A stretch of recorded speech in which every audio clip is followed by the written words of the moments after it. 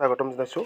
Government of India ministry of ৰেলৱেছৰ ফালৰ পৰা ৰিক্ৰুইটমেণ্ট কৰিছে আপোনালোকৰ ভালেসংখ্যক পদৰ বাবে মুকলি কৰিছে আৰু ইয়াৰ বাবে অনলাইন ডেট অফ এপ্লিকেশ্যন হৈছে 15ৰ পৰা আৰম্ভ হৈছে ইতিমধ্যে আৰু 14লৈকে থাকিব, এমাহ থাকিব।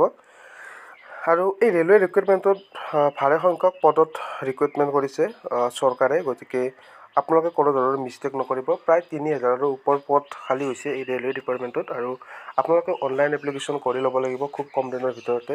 আৰু আপোনালোকৰ যিটো লিখিত পৰীক্ষা হ'ব সেই লিখিত পৰীক্ষাটো আপোনালোকে খুব কম দিনৰ ভিতৰতে অনুষ্ঠিত কৰিব ৰেলৱে ডিপাৰ্টমেণ্টৰ ফালৰ পৰা। গতিকে প্ৰতিটো জনতে আপোনালোকৰ ভেকেঞ্চি আছে, গতিকে অসম আছে বা বাহিৰতো আছে, আপোনালোকৰ যিটো জনত হয় সেইটো জনতে আপোনালোকে এক্সামটো দিব পাৰিব।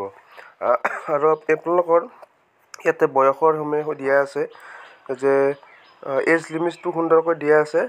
যিটো কনষ্টেবল আছে সেইটো 18 পৰা 25 আৰু SC ST OBC যিসকল কেটেগৰী আছে সেইবিলাকৰ আপোনালোকৰ ৰিজাৰ্ভ থাকিব। বাকী একেই আছে ভেকেঞ্চিসমূহ আপোনালোকে দেখা পাইছে। আৰু কমিউনিটি কেটেগৰী আছে, ST ST কেণ্ডিডেটৰ 5 বছৰ, OBC নন ক্ৰাইম লয়াৰ কেণ্ডিডেটৰ বাবে 3 বছৰ, এনেকৈ এক্স ছাৰ্ভিচমেন এটলিষ্ট 6 মান্থ যিটো কণ্টিনিউৱাছলি ছাৰ্ভিচ আফটাৰ এটেষ্টেশ্যন আৰু তেতিয়াৰ পৰা আপোনালোকৰ ইয়াত দিয়া আছে সুন্দৰকৈ।